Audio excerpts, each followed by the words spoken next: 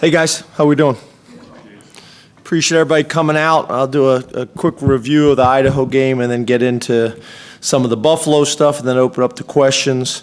But I'd start by saying, I thought our players of the week on offense was KJ Hamler and Mike Miranda. We thought both those guys played extremely well for a number of different reasons. Defensively, Etor Gross-Matos and John Reed. And then on special teams, Jordan Stout and Jonathan Sutherland. Some notes offensively, the positives, we hit our explosive play goal. We were at 18%, which was great. We had tremendous balance with over 300 yards passing and 300 yards rushing, which is really good.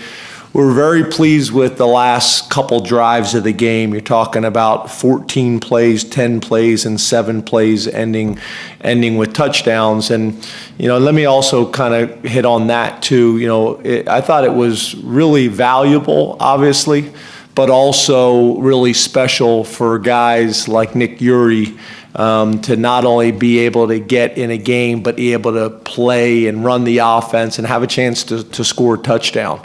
I know there's a lot of different discussions about scoring and these types of games and things like that, but it's my belief that you get the backups in the game and you allow them to play. I think they deserve that opportunity. It was great for Levis to get that, those opportunities. But a guy like Nick Uri scoring a touchdown, that's something he'll take with him the rest of his life, and he's earned that. So really, really happy for that. Opportunities for growth, obviously we got to be better on third down.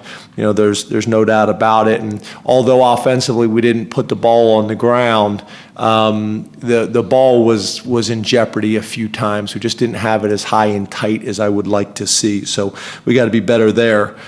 Defensively, I thought for our first game, probably the best first game execution we've had since we've been here. We got some things we got to get cleaned up.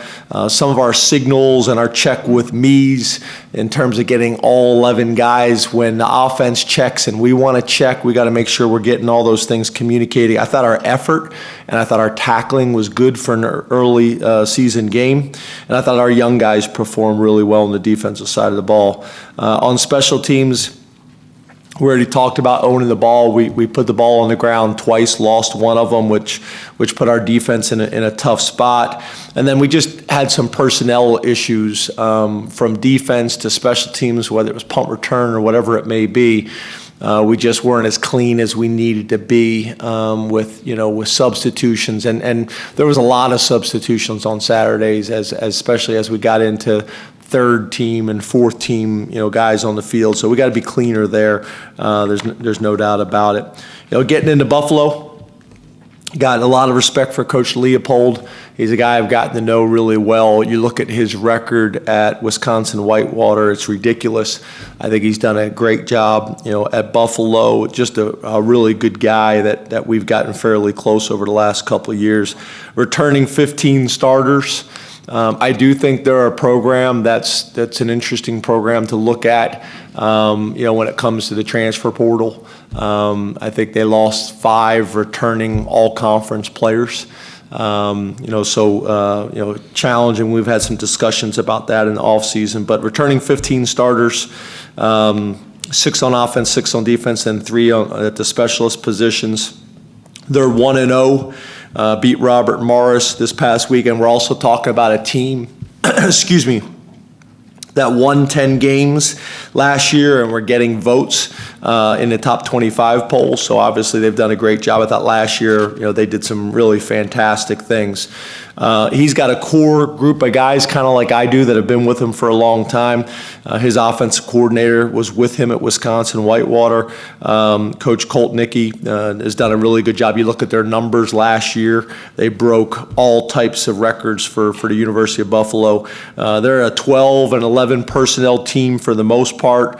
They're going to run, inside zone. They're going to run the stretch play, the counter Y. Last week they did not throw the ball much, only 10 times, but you look at what they did last year, obviously with a veteran quarterback, they did some really good things in the passing game. So we're not really sure. Did they do that because it was the first game and they didn't feel like they needed to?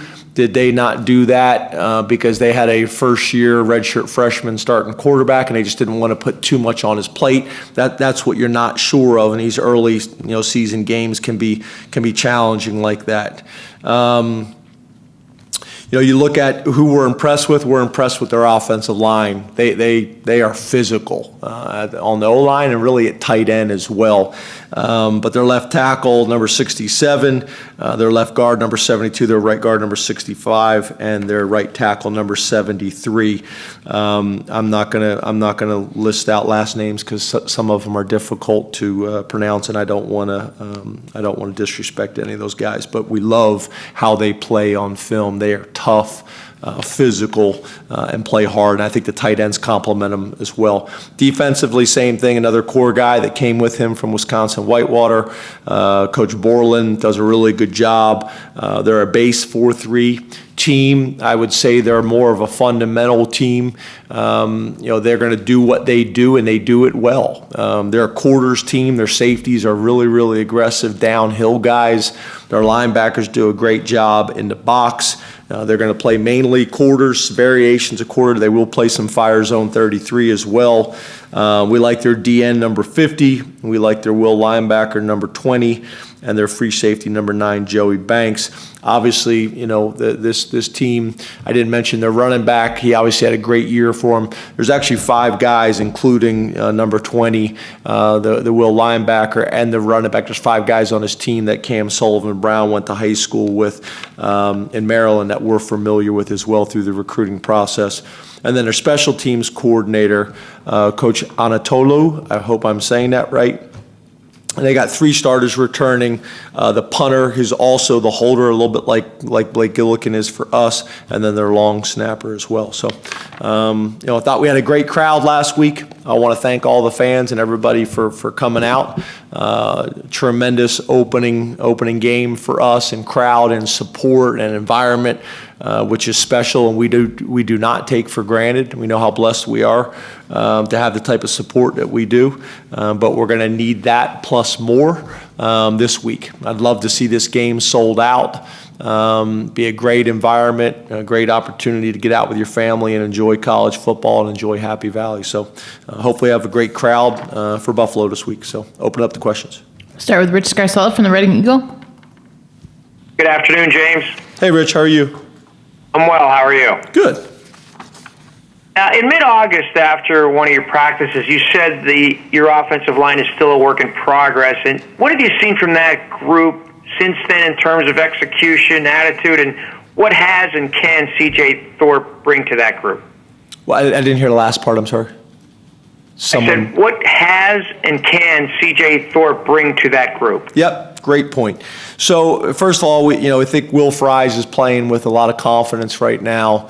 For about the second half of last year, he had a nagging injury that was problematic for him. But I think, he's playing at a high level right now with a lot of confidence.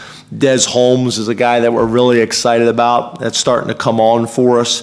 So that gives us, 2 guys there, as well as Caden Wallace, who we plan on playing all year long. Young, exciting player. C.J. Thorpe, as you guys know, we moved him over to defensive line last year for depth. We're in a different situation now, but he brings an edge. You saw a few glimpses of that on Saturday. Extremely physical in the running game. Plays with a nastiness, plays with an attitude that we need. I think Mike Miranda, as you saw, was our player of the week, playing so many different positions for us. We like that combination. Michael Mennett, has played a lot of football here, very, very experienced. Mike can also back up at center. I think between Mike and Will, those 2 guys obviously have played a lot of football for us, have great leadership with those 2. And then Gonzalez, Gonzalez as well. I know is excited about his senior year. He's the one senior that we do have, and I know he's excited about playing this year and playing at a high level. And then again, Mike allows us to keep those guys fresh. Rasheed Walker, we think, has got a very bright future, very talented, very athletic. And then again, Des. So I just think as a group, we probably have more guys that we think are ready to compete at this level that we can put in games with two guys like Dez and Mike Miranda that create depth and a rotation for us, which I think is going to be valuable. So, we're going to continue building. I thought we played well, on Saturday, and we need to do that again this Saturday and then be able to go in to the rest of the season, with that group feeling confident and playing at a high level. Derek LeVar, Wilkes-Barre Times leader. Hi, James. How are you? Good, Derek. How are you? I'm doing well. James, what stood out to you about Jonathan Sutherland's growth since he arrived, and what are maybe some of the traits that made him a choice for captain by somebody in the program? Yeah, I think you guys, as you continue to get to know him over these next couple of years, you're going to love him. I mean, he is a kid that is very serious about his craft and how he goes about his business. That's in the weight room, that's with study hall, that's with school. That's obviously with the game of football and his practice habits. I've been talking about him, inside Lash Building with our team as a guy that's got great habits and really does everything right. I mean, you go down the weight room in between classes, he's down there stretching. You go down there in between classes and he's off to the side on the jugs machine, or he's doing what Alvin's got a group called Supple Line, which is stretching and things like that. He's that guy that's gonna always do the little extras, watching tape, watching video, asking questions. Every play for him is the Super Bowl. I mean, that's just kind of how he is. Got two great parents that are involved. A kid out of Canada. That area has become really good for us, and we want to continue to grow there. But he's just been phenomenal, and he's one of those guys. There's no question in anybody's mind that he's earned everybody's respect in the program: players, coaches, trainers, doctors, academic staff, because it's just kind of how he goes about his business. Very mature approach. So I'm a big fan of his. Mark Wogenrich, Allentown Morning Call. Hi, James. How are you? Good, Mark. How are you? Good. Audio's good? Just making sure. What did he say? He said, is the audio good? Yeah, the audio's good. Sorry. Irony. Anyway, what did your off-season study turn up regarding the disparity last season between fumbles forced and recovered? And in what ways did you address that difference in meetings and practice? Because after the game, you had mentioned, I think it was Tariq with the scoop and score on like an incomplete pass, and that seemed to be one of the issues you were talking about. Yeah, I think one of the things that we saw on defense is obviously the best way to create turnovers is make sure that you're going for them consistently. So, and I think in the passing game, that's always been emphasized. But I think in the run game, sometimes we're not taking enough shots at the ball, whether we're trying to punch it out or strip it out. Or putting our hat on the ball or whatever it may be. And you look not only with us but other programs, obviously the more times you take shots at the ball, the more chances that you have of getting it out. And we probably haven't done enough of that. It's also a fine line in practice, especially when the offense is going against the defense, because when you try to strip the ball out like that, we want that on the offensive side of the ball for ball security purposes, but not when you get to the point where you sling a guy to the ground or something like that. But defensively, I think it was very clear and obvious that we need to take more shots at the ball. Offensively, it's really just the fundamentals of making sure that the ball's in the outside arm, that the ball is high and tight, and that you're not switching the ball. We saw that last night on television, that you're not switching the ball. And then we try to use examples like, I'm going to talk about, that game last night. It's 14-all going into halftime. And they get a turnover right before the half that results to points, and the game starts to swing from there. So, I try to emphasize it and show the impact of turnovers as much as I possibly can. But offensively, it hasn't changed a whole lot. Defensively, it's about our ability and our willingness to go after the ball as much as we possibly can. Frank Bonanni, York Daily Record. Hi, James. Good to talk to you today. You'd say it's good to talk to you today? Thank you. Yeah, it's good to talk to you too. Your running backs, you have oars next to all of them on the depth chart. Can you describe a little bit more how close they all are in the competition? And is it difficult at all to manage that as a coach right now? No, I actually think the opposite. We probably could have listed 5. I thought that run that Yuri had was phenomenal on Saturday. I mean, it was a really good run. But no, I think it's quite the opposite when you have 5 running backs all score a touchdown and a couple with multiple. There's a lot of people that are getting opportunities and are getting opportunities to make an impact in the game, and I think that creates a healthy position, and I think that creates a healthy locker room. So, I think as the season goes on, there's going to be weeks that it's going to get tricky, and there's going to be a guy that gets hot that you go with. But obviously, whenever we can play multiple backs and they all have success and all score touchdowns, I don't know if I've ever been a part of that before. 5 running backs, 5 separate running backs all scoring a touchdown, pretty special. So at this point, I think it's working extremely well. But obviously, it's very early in the season. Joe Giuliano, Philadelphia Inquirer. Hello, James. How are you? Good, Joe. How are you, buddy?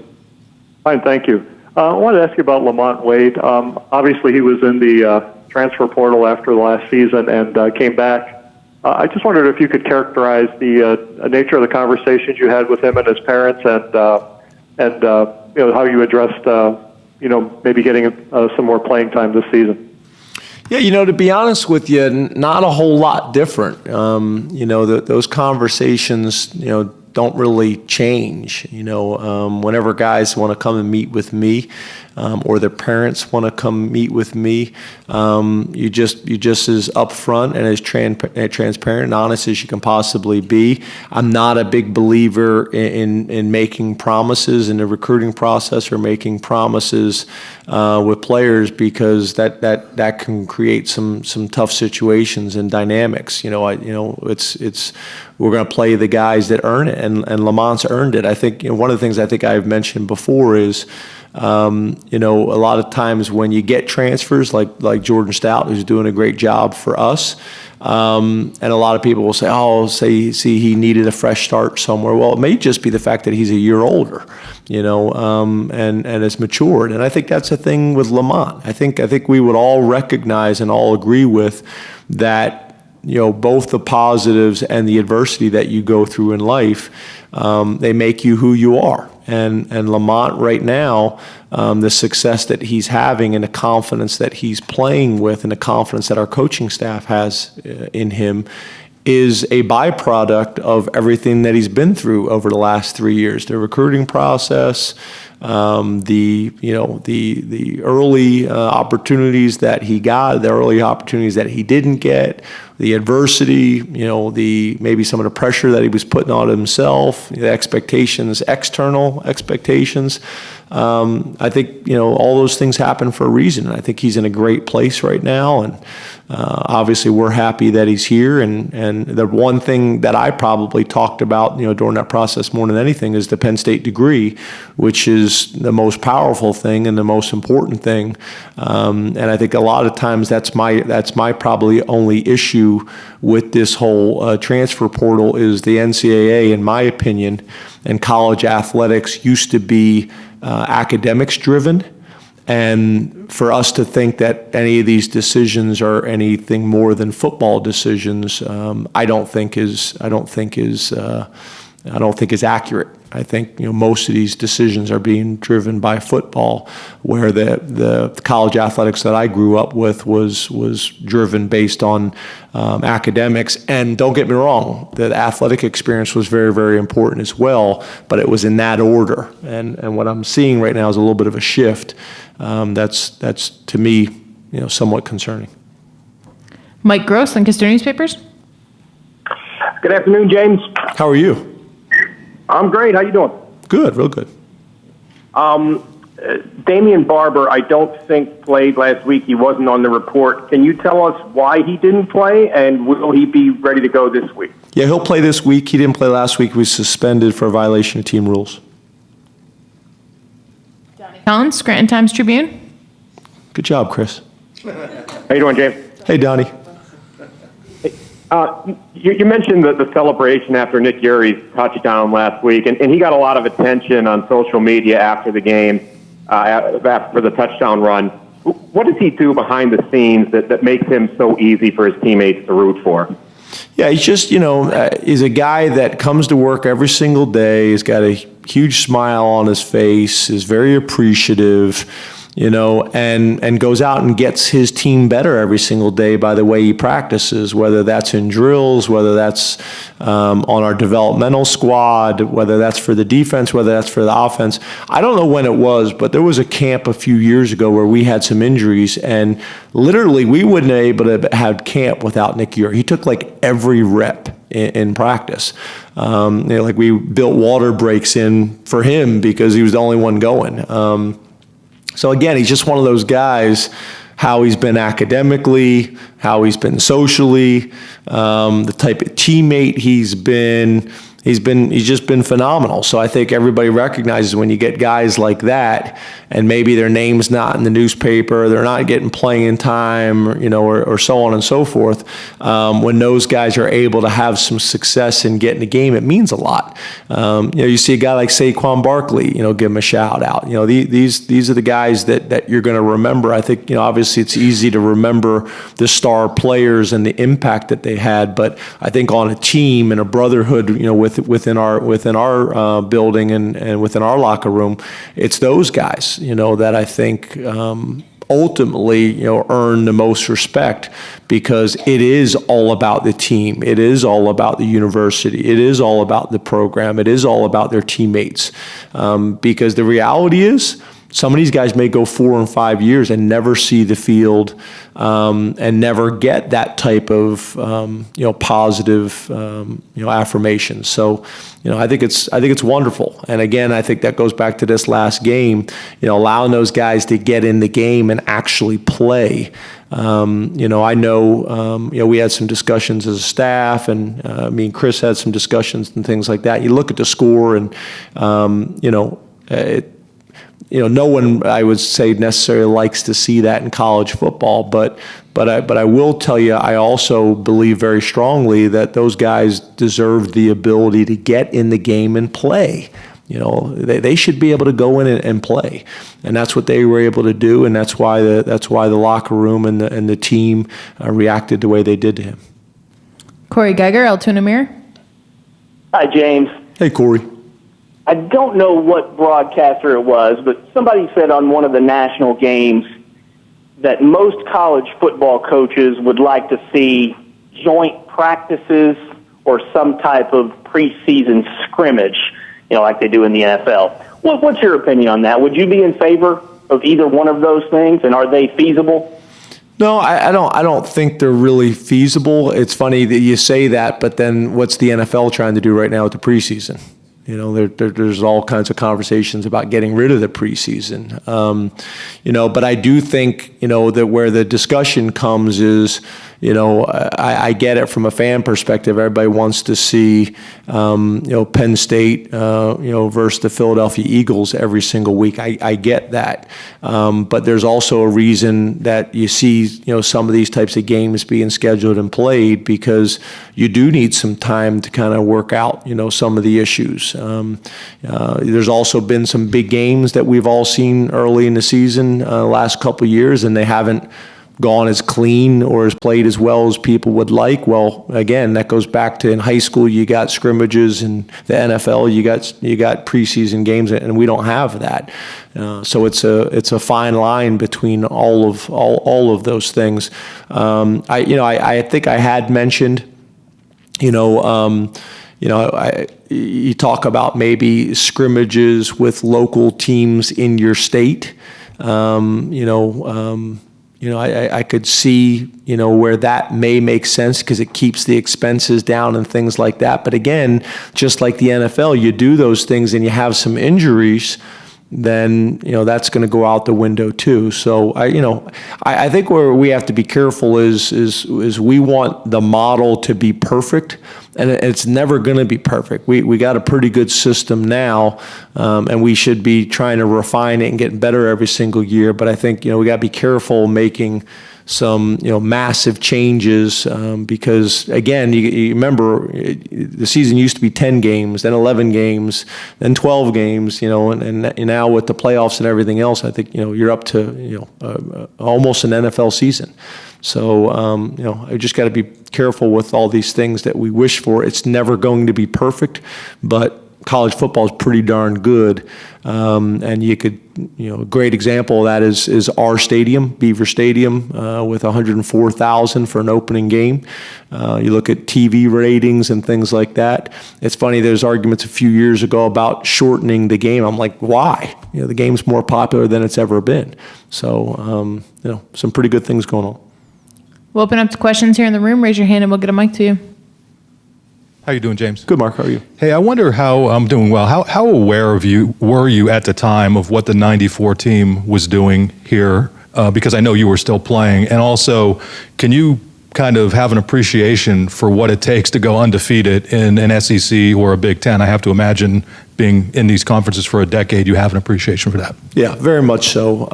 I think in '94, obviously, I had an awareness of what was going on and the types of players that we had at that time, and what they were able to do on this scale was obviously very, very impressive. And then, obviously, like you're saying now, after being a head coach in the SEC and being a head coach in the Big Ten, and to be able to do what they did is very impressive. It's also interesting because there's a lot of discussions about national championships, and I think we got some pretty good arguments over our history about national championships. I'm not sure how that necessarily works. Some people can decide their national championships and put it up, and others can't. But I think we got some pretty good arguments. But yeah, I think, what the '94 team did and the fact that they're coming back this weekend, I think it's important because the '90s does not seem that long ago to me, but to our players, it does. And I think also for our players, part of their education is not only what they learn in the classroom at Penn State and this community and, through their football experience, but also the historical, impact of Penn State football, and they're a part of that now. So those guys getting to know those players as mentors, a lot of those guys come back, not only from the '94 team, but obviously from a number of years to our golf outing we have in the summer, and now to our career night that we have and things like that. Guys have been very involved, which is great. But you talk about some great role models. You talk about some great mentors to our players. I'm hoping all those guys are going to come to practice on Friday. Usually guys, when they come, will come out and spend some time with us, and we hope they do that. I hope they come by Lash. It's their building, not mine, and I want them to come by and see all the cool things we're doing to pay respect to our history and our traditions in a very clean and classy but modern way.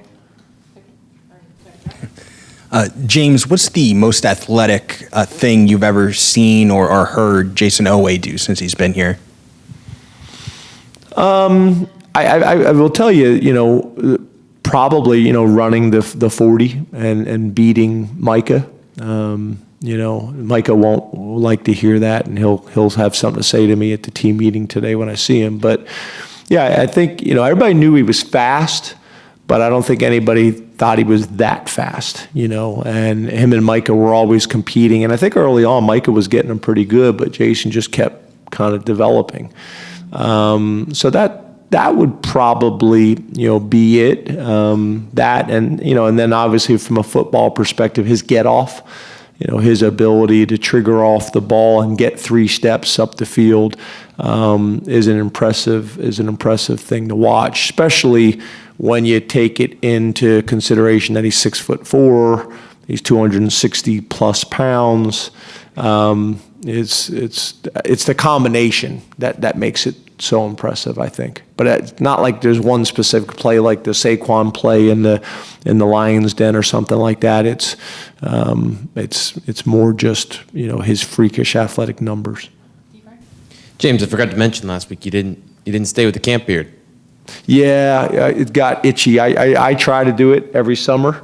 and I can't do it, and then I get ingrown hairs, and it's a mess. I'm not as cool as you. It's a tough life. The reason I have this is because to cover up how terrible my face actually looks. Wow. Anyway, you talk about Buffalo a little bit ago, as far as from a program standpoint, with a lot of transfer portal things that happened with them this offseason. Having grown a program yourself, what are the challenges of keeping a program going forward at that level every year where you have such attrition? I think those jobs have gotten harder. I really do. Those jobs, I think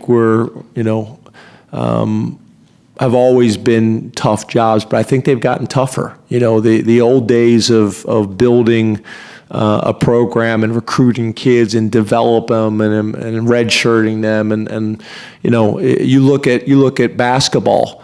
Some of the teams that are making the Sweet 16, a lot of them are what?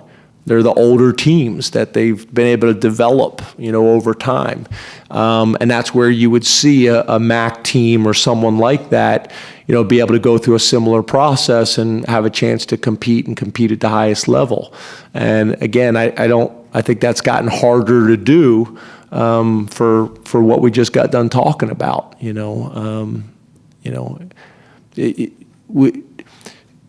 It should not be happening, but it is. People are recruiting from other colleges now. And whether they're doing it directly or indirectly, it's happening, and it's not really what's supposed to be happening, and it's not. I don't think it's the right thing for college football. I don't think it's the right thing for college athletics. But I also kind of see both sides to a degree. But I do think those jobs have gotten more challenging because of it. Hey, James. I'm just curious from a recruiting perspective, is there an advantage to having a night game early in the year to have kids in and showcase that in September? Yeah, I think the night games are good for a lot of different reasons. What you said. Obviously, it's always a great environment. It allows people to get here and enjoy the day, and then get into the stadium, and it's like a party in there. I also think our players being able to play in Beaver Stadium under the lights, those types of things, is valuable. So yeah, I think there's a lot of positives that come from it. From a tailgating perspective, from a recruiting perspective, for the atmosphere, in the stadium. Again, we during training camp, we took our guys and practiced at night as well as during the day in Beaver Stadium because it's different. So yeah, I think there's a lot of advantages to it. You may be in a situation where guys are playing Friday night games and they're able to get here a lot easier. Some guys playing Saturday afternoon games and they're still able to get here. Sometimes you may have an SAT or an ACT. It allows them to do that and still be able to get to a game. So it just opens up some more opportunities. Hey, James. Hey, Mike. Brent's a Buffalo grad, so maybe it's an appropriate time to say, what has he meant to your success back through Vandy and the way he just stepped in seamlessly when Shoop left? Yeah, he's been phenomenal. It's funny, we were talking just the other day. He's got a bunch of Buffalo buddies that are all hitting him up for tickets, and obviously they're not getting any because although they love Brent, they'd be here to support Buffalo. He's got one buddy who's coming, but he knows where his loyalty lies. Brent's been really kind of from the very beginning. I think, as you guys know, Brent's dad was my offensive coordinator in college. We go way back. His first year coaching was my last year playing. When I got the Vanderbilt job, he was one of the first people that I called, and he's been phenomenal. I consider him not only a colleague but a personal friend, a professional friend, a personal friend. I love Monday nights. We have family dinners, over in Pollock. I love seeing his wife. I love seeing his son. I love seeing his daughters. It's phenomenal. His wife and my wife have a close relationship.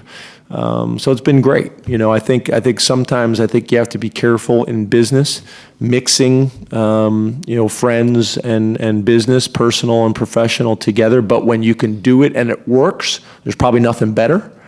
And, he's been great. He's a guy that I think because not only has he had a career that has kind of spanned through conferences and coaches and people and ups and downs and twists and turns like we all have, I think he appreciates being at Penn State. I know I appreciate him. He's also a guy that I can go in and run things by and get his perspective. I also think it's like recruiting a coach's kid as a player. There's things that Brent's been learning about football his whole life that he didn't even know he was learning at the time, overhearing conversations with his mom and dad, conversations that his dad had with him even before he decided to get into the profession. He was picking up on things. So he's just been a phenomenal asset to our program and to our university, and Brent's family to me, in a lot of different ways, and that's his mom, that's his dad, that's his wife, that's his kids, that's all of it. And then on top of that, he happens to be, one of the best, if not the best, defensive coordinators in college football. Hey, James, after being able to go through it with Brandon Smith, what did you take away from what he did both on defense and special teams, and what do you think he can kind of learn from that? Yeah, I don't think there's any question that, he can run and hit. Obviously, you saw it on high school tape. We've seen it here in training camp. We've seen it in practice. We've seen it in games and all of it. Obviously, he hasn't gotten to the point where the game has slowed down for him, and he's 100% confident pre-snap, so that post-snap he can play as fast and as aggressive as he wants to, and we need him to. But there's no doubt he flashes. He flashes some exciting things. So I think as he continues to gain confidence and get comfortable with his responsibilities and also what the offense is trying to do in terms of trying to put him in binds, in terms of his reads and try to get his eyes dirty in terms of what he's looking at. I think as those things continue to clear up for him and he gets more comfortable and more confident, I think he's got a very bright future. There's not too many 6'4", 240-pound linebackers that can run and hit with the instincts that he has. James, there were some targeting situations Saturday. What's the discussion with the official? It must be a hard play to administer, and I'm just wondering how you guys are have you altered what you're teaching, and what feedback are you getting from the officials as well? Yeah, we've altered. I think over the years, I think everybody's said you better tackle from the chest down. Anything above that, you're putting yourself at jeopardy. That's where a guy like Cam Brown, who's so tall, he's got to be careful. He's got to get down. With the officials, there's not a whole lot. To discuss, because they're looking at it and the replay booth is looking at it, and you can have some discussions with them. But for the most part, like for example, the one that happened with GT, where GT, really saved himself as he kept his head up. You drop your head, you're putting yourself in jeopardy. And I think you guys know, we talked a few years ago, there comes a point where when you're trying to get your pads down to match the runner's pads, there comes a point you can't keep your head up. It's just physically impossible to do. But besides that, you better. So we try to stress that as much as we possibly can. That's on offense, that's on defense, that's all of it, because it happens in blocking as well. Obviously, you want to avoid any of the triggers where you're launching, or leading, with the head. And then obviously, if it's anything with the crown of the head, I don't think anybody is teaching that, because not only is that dangerous for the person that's getting hit, but that's dangerous for the person doing the hitting. So I feel pretty strongly that college football coaches and high school football coaches are all, and down the little league, are doing a pretty good job of teaching that. Hey, James, how you doing? Good, how are you? Good. Sean got a lot of attention post-game, deservedly so, but curious what stood out to you about Will Levis in his first college action? He needs to get down. I mean, he's trying to show everybody like how big and strong he is. I'm like, get down. He's 6'4", he's 235 pounds. He's standing there like fighting the entire team. We get it. You've been with Deej. Get down. We think he's got a very bright future. He's big. He's strong. He's got a strong arm. He can run. He's smart. We love him and we're very excited about him, but he's also got to understand, okay, I get it. You only get so many reps and you want to maximize those reps, but part of maximizing those reps is knowing how to manage the game and know how to manage yourself. Get all the yards you can and then get down and protect yourself. So I think that was the big thing that jumped out to me. But he's gotten valuable reps in practice, during that whole competition. Hopefully we'll continue to be able to get him some time, throughout games. But we're very pleased and excited. It was obviously a tremendous opportunity for him and for us to get him in the game. And once again, let him get in the game and play. Not just hand the ball off every single play, because that's not helping his development. So I thought that was good. Hey, James. I wanted to ask you actually about your freshman quarterbacks. What have you seen from them since January, and how is the competition kind of going for that number 3 spot? Yeah, it's still early, and it's hard to say. They don't get enough reps, as you can imagine, because you need to make sure that the number 1 and the number 2 are getting enough, but they get some. Every single day, every single practice, every single period, they get some reps, and they'll continue to do that. Some of the stuff, I think is hard with Michael, because Michael's such a dynamic guy who's pulling it down that you don't really get to see that. Although I think he's got the ability to make plays, and so does Taquan. But they're both doing well. What we're doing right now is we're rotating those guys to scout team, the developmental squad. So one guy will go one period or one day, and then the other guy will get to stay up, with the varsity getting ready to go and getting prepared for the game. But we're rotating, because the other thing is our defense needs somebody over there as well as Rummery to give them a really good look, and get them prepared for Saturdays too. So kind of balancing those two things right now seems to be going well. Time for 2 more. We'll start with Ben. Excuse me. When you're talking about improving third down, every coach in America talks about staying on schedule. Do you have an optimal third down on schedule number, and does 48%. That change? Well, in terms of distance. And does that change depending on what you think your strengths are? Well, I think the reality is you want to get most of your first downs on first or second down and never be on third down. You want to limit, your third downs as much as you possibly can. And then I think, obviously you want to be in 3rd and 6 or less as much as you possibly can be. What I would characterize as manageable third downs. I'd prefer them all to be 3rd or 1 to 2. But I think the biggest thing is making sure that you're getting as many as your first downs as you possibly can on first and second down, and then on third down, for us to be the team that we want to be, we need to be right around 50%. That'll put us at one of the top third down units in the country. It'll create more scoring opportunities for us. It'll keep our defense off the field and keep those guys fresh. So there's just so many byproducts that come from it that allow us to be successful at this point. In terms of our identity, I think that's still evolving to see, not only as an offense on normal downs, but on third down, who are we? What's going to be the best way we're going to be to stay on the field on third down, whether that's running the ball, whether that's RPOs, whether that's quick game, whether that's pure drop back, what is that? And obviously as the season goes, that's going to get more and more important. Hey, James, you mentioned earlier was talking about Sutherland, the recruiting in Canada, and how you still want to continue to do that.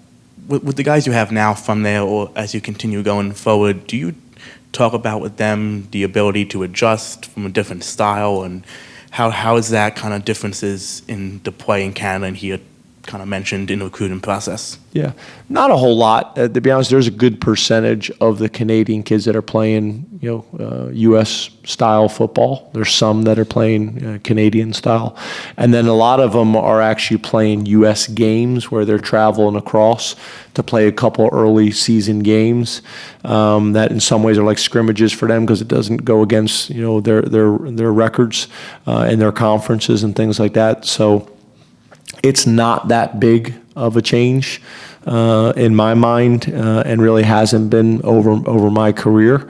Obviously, in the U.S., football and sports in general is pretty serious. But yeah, I think those guys transition extremely well, and right now we got a pretty good track record if you look of our players from Canada, not only how they're playing, but how well they're playing and also how good they're doing in school. It's a combination of all of it. Jesse Luquetta's mom was at the facility last night with us before she headed out of town. So those guys are doing great. Thank you, Coach. Thanks, guys. We'll be joined by Daniel George momentarily.